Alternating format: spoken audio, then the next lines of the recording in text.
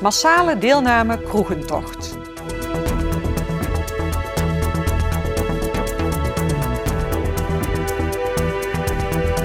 Het is vandaag 4 augustus, dit is het PLMA-journaal.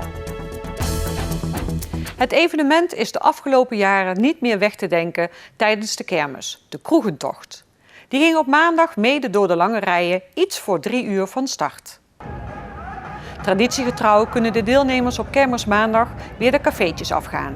Dit jaar was het de 4e editie van de kermiskroegentocht met in vergelijking tot voorgaande jaren enkele kleine veranderingen. Nou, we zijn sowieso gestart met een nieuwe huisstijl. Vandaar dat we ook Thijs in het leven hebben geroepen.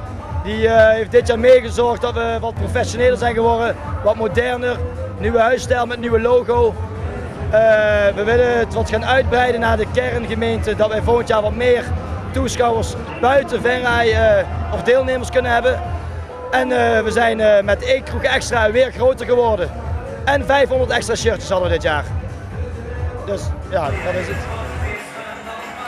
Voordat het uitgroeide tot een festijn van deze grootte, moet het idee ergens ontstaan zijn. Het is ook uit hobby geboren, ik denk 15 jaar geleden. Met een heel klein kernclubje carnaval en kermis. En ja, dat begon inderdaad ook in het startcafé De Klon. Vandaar dat we dat nu ook als zodanig weer daar gedaan hebben. Maar ja, het is altijd leuk. Ook mensen, iedereen enthousiast. Eén grote rode vuurzee. Het is leuk om te zien. Naast de kermiseditie is er ook een carnavalskroegentocht en groeit het begrip Venrayse kroegentocht langzaam uit tot een merk waarvan het eind nog niet in zicht is. We willen volgend jaar een 3e editie aan toevoegen. Dat lees je later nog wel in de krant rond de 11e of de 11e denk ik dat we ermee gaan beginnen met die campagne. Maar we willen gewoon samenhorigheid in Venray, gezelligheid. Het gaat niet om het zuipen, het gaat om dat mensen gezellig met elkaar een leuke dag kunnen hebben. En dat merk moet dat uitstralen. En daar willen wij als Venrayse kroegentocht voor staan. In totaal deden er ruim 2000 mee aan deze editie. Dat is ruim 300 meer dan vorig jaar. Is het jouw eerste jaar van de kroegentocht? Nee, dit is het 3e jaar. Voor mij wel. Voor mij ook. Nee, dit is al het 4e jaar voor mij. Ja. Nee. Voor jou 4e, voor mij 3e volgens mij. 4e jaar al denk ik. Vanaf het begin, ja. Ik doe al een paar jaar mee.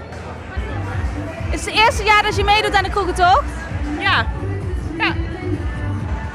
Dus voor jou is ook nog allemaal nieuw wat er te wachten staat? Ja, ik heb eigenlijk geen flauw idee hoe dat het eigenlijk gaat. Dus we zullen zien.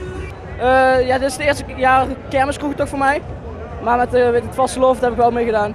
En het was een succes, dus weer met vrienden allemaal gezellig mee aan doen. Pilsjes drinken, dus genieten. En het weer speelt ook mee, lekker weer. En het is zo goed dat je terug blijft komen, hè? Ja, dat is sowieso. Dat vindt gewoon heel leuk te zijn. Ja. Daar kan ik er verder op zeggen. Het is een mooi initiatief hier in Venray. Ja, dan ben je toch een hele dag bezig. En normaal is voor de jeugd ga je toch pas echt 's avonds naar de kroeg. Dus ja, dat is wel fijn, vind ik zelf. Heb je toch wel wat meer te doen overdag. En wat is zo leuk aan de kroegentocht?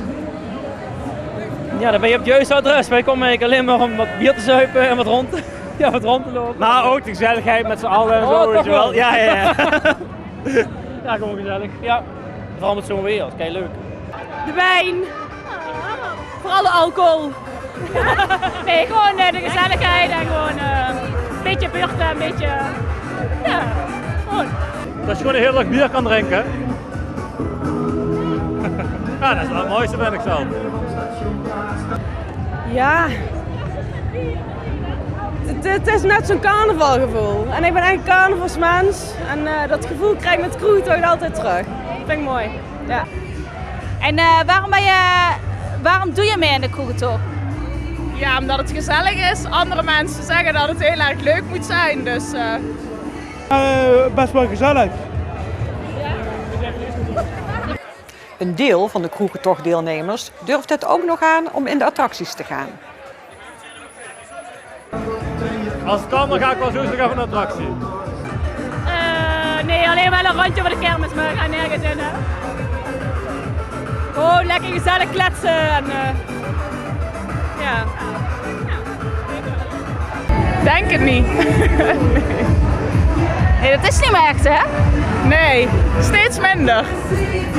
Gewoon lekker gezellig op de terrassen en een beetje feesten. Precies.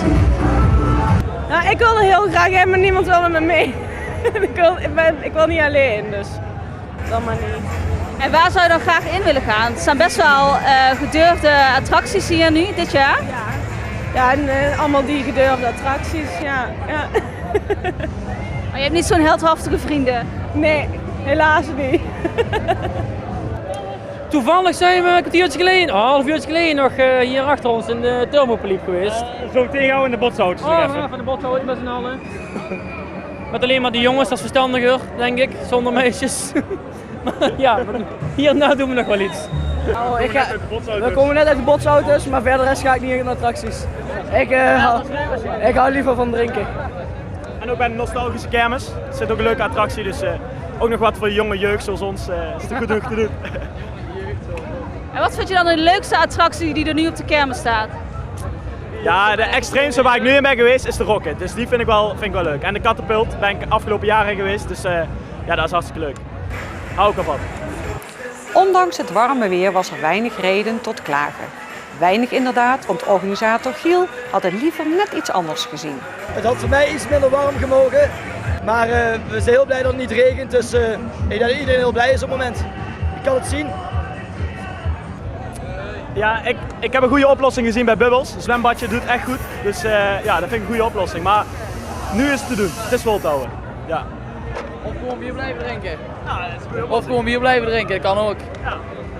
Oplossing 2 toch? Ja.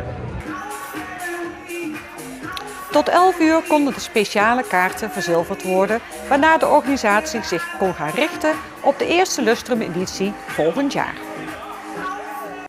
Tot zover dit PLMA-journaal. Deze uitzending wordt herhaald tot en met morgenavond 6 uur. Aanstaande vrijdag is er om 7 uur weer een nieuw journaal. Weer of geen weer, bij ons is het altijd vakantieweer. Komende nacht daalt de temperatuur tot zo'n 11 graden. De laatste kermisdag zal zonnig verlopen met wat stapelwolkjes. Het wordt zo'n 27 graden. Donderdag stijgt het kwik naar 33 graden en vrijdag neemt de kans op onweer toe. Een hele fijne kermisafsluiting en graag tot vrijdag.